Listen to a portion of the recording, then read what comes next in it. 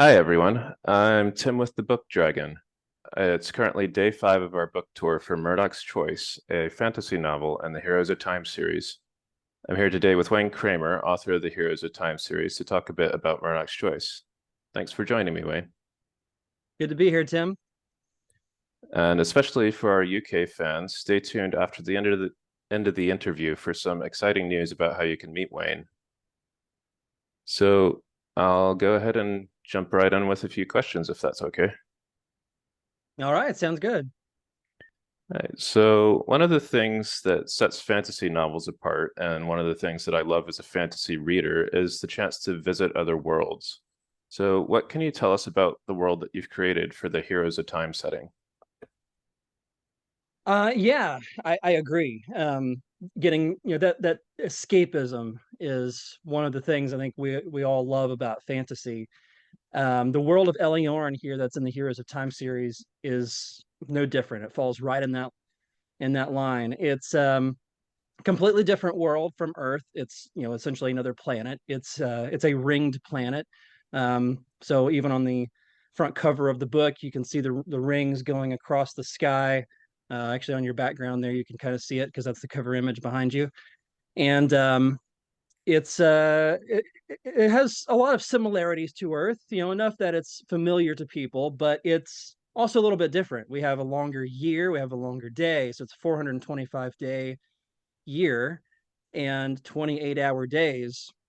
I don't know about all of you guys, but me personally, I wish I had a 28-hour day a lot of the time. Yeah. Um, and I make fun of that a little bit in one of my writings, not Murdoch's Choice, but I kind of make the statement in one place that a 28-hour day never seems like enough. So you can live in a 28-hour day world and still feel like you're running out of time. Mhm. But as such, it's kind of interesting, and I have an appendix in the novels that points to age and time in Eliorin because of that longer year. I kind of want, it's not like a major plot point. You could read through the book and not have to understand this, but it's kind of interesting to think that when you see, for instance, the character Starlina, she's 16 throughout most of the book, and that is in Eliorin years. In Earth years, that would actually translate to more like 22. So it's because when you take the calculation between 425 days per year, 28 hours a day, so it's kind of an interesting little nuance there. But Yeah. yeah, it's meant to be an escape. It's a different world, different land, and we try to make it a good deal of fun. And of course, the history is different. We have cataclysmic ages that make up a lot of the past of this world, and has shaped what it is, and has caused a lot of magical elements to have kind of developed within the very core of the world. So, a lot of things like that kind of feed into background of the plot and the world building. Yeah, that's great. And the title character for Murdoch's Choice is Captain Zale Murdoch. Can you tell us a bit about Captain Murdoch? Yeah, Captain Zale the Gale Murdoch. He's at the top of his game. He's an older fella, um, almost 55, and he's kind of got his eye a little bit on retirement. He's part of the Seafaring Mercantile Guild, which specializes in retrieving high value cargo, kind of like piracy, but this is more a sanctioned thing. Mhm. Um, and he's the best. He's meeting all the goals. He's breaking records. He's up against his biggest rival, Captain Garrick Seadread Rummy, and um, he kind of looks forward to spending time with his wife and his grandkids later on, and getting out of the excitement a bit. But he gets forced into the excitement. He has to stay in it. He has to keep going. He has to, he's experienced. He's a great fighter.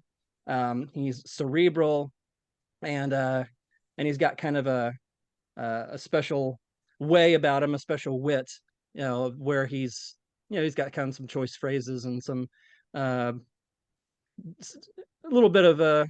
He's kind of serious on one hand, but then he's a really uh, loving pop and father and funny guy on another. So he's uh, got a few different personalities almost, with all wrapped into one. That sounds interesting. Is there anyone in particular who inspired you in writing Captain Murdoch? Actually, yes. So that's interesting. An old friend and colleague of mine, his name was Skip, and well, that was his kind of his nickname. His name was Daniel Skip. We called him Skip. He was in the Navy in the past, and he was kind of a larger than life guy. He worked with me. He was actually, he was married to my wife's mother, so he was kind of like a stepfather-in-law kind of thing. Um, Lots of history, but him and I were good friends. And later in life, probably back in like 2017, 2018, later in his life, because he passed away late 2018, we had, I would talk to him about, I was starting to develop the Heroes of Time series and some of the background and the world building to it.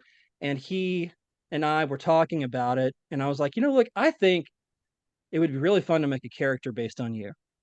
Um, and I don't normally seek to do that. I don't like to necessarily base too many characters on real people. It kind of happens in this series, um, but in this case, I was like, I'd like to base a character on you because he's so unique.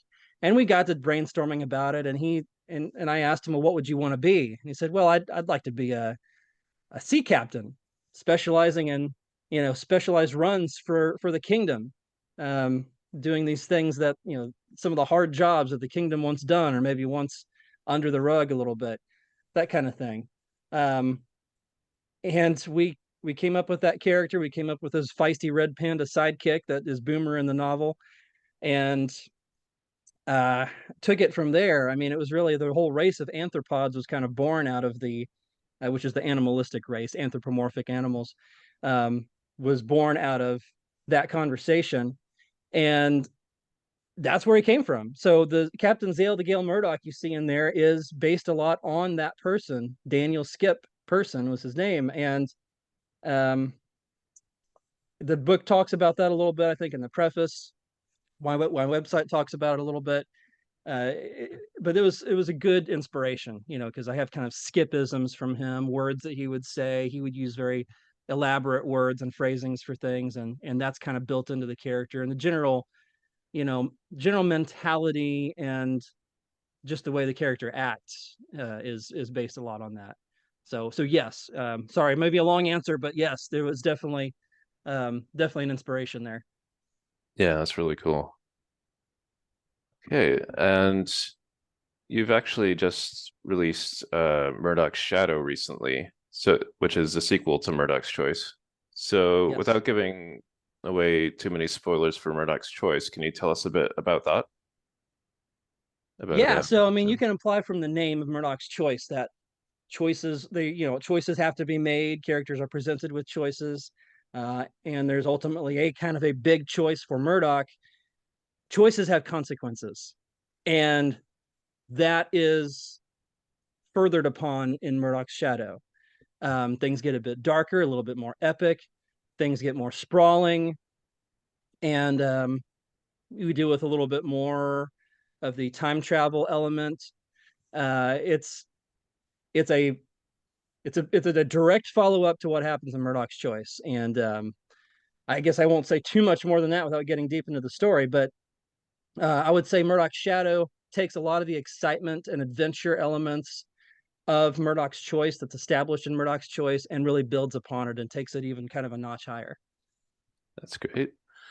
And do you have any future plans for Murdoch in the Heroes of Time series overall? Yes, so of course working on the third book right now of Murdoch's part of the series here. The Murdoch part of the series, which you kind of look at the title, it's Heroes of Time Legends, Murdoch's Choice. It's all part of the Heroes of Time series, but this is actually kind of a tie-in. All of Murdoch's stuff is a tie-in series to what's going to be the main overall series, the main overall Heroes of Time series. And so yeah, there is more, and Murdoch um, will circle back around and be a part of the main series as well in these plans. Yeah. So you're continuing to build on the whole universe there. Sounds Yes, absolutely. yeah, sounds good. Uh, so as myself, as a gamer and a fan of fantasy media, I think that there's definitely a correlation between the two interests. And I know that you've been working on a novelization project for a video game. Would you like to tell us a bit about that? Yeah, so that work precedes everything Heroes of Time.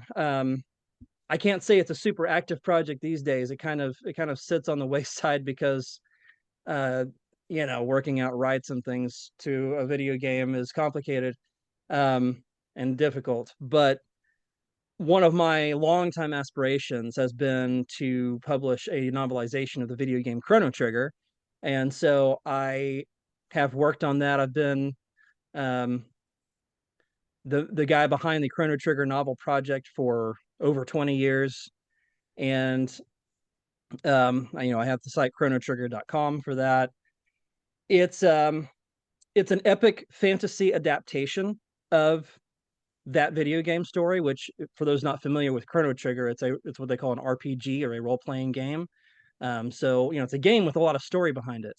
And this game in particular is famous for its awesome storyline and engaging characters and a cool time travel theme, which obviously is something I'm very interested in.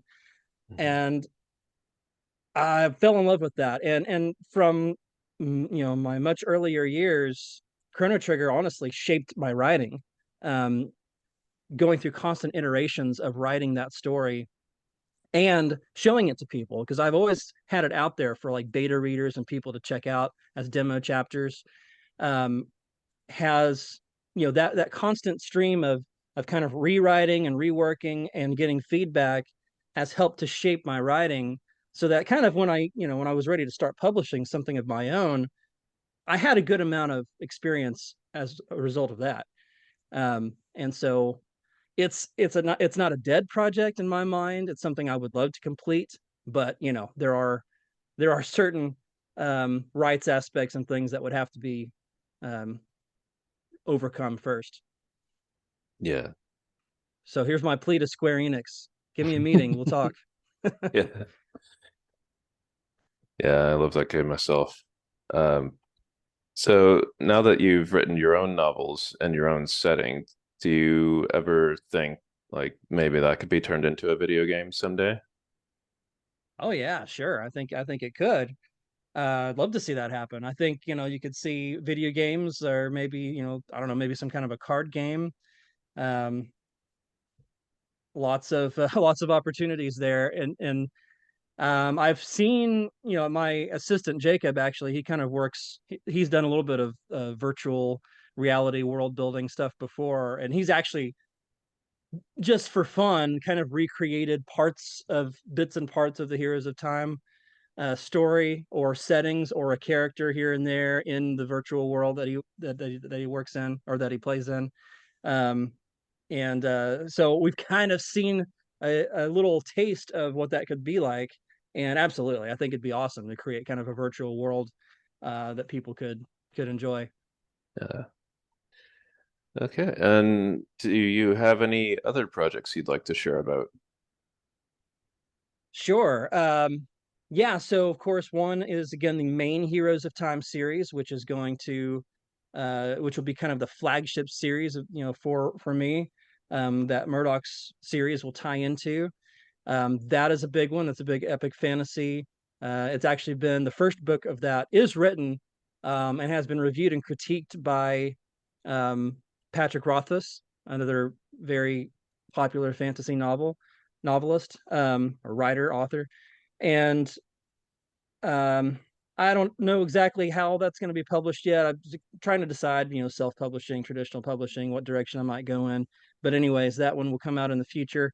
And then another thing is children's picture books. I'm working on a Penny Pangolin children's picture book series that the first three books of which will release really here in the next month or two. So got all that going on, and there'll probably be some other things as well. But that's the big irons in the fire for now. All right, that's great. Thanks again for joining me today, Wayne. And Heroes of Time, Murdoch's Choice, and the sequel, Murdoch's Shadow, are available online at www.thebookdragon.co.uk or from our shop at 6 West Row in Stockton-on-Tees. And if you'd like to hear more about Wayne's writing experience and his love of Lego, Be sure to check out the newsletter from day 4 of Wayne's book tour on our website and social media.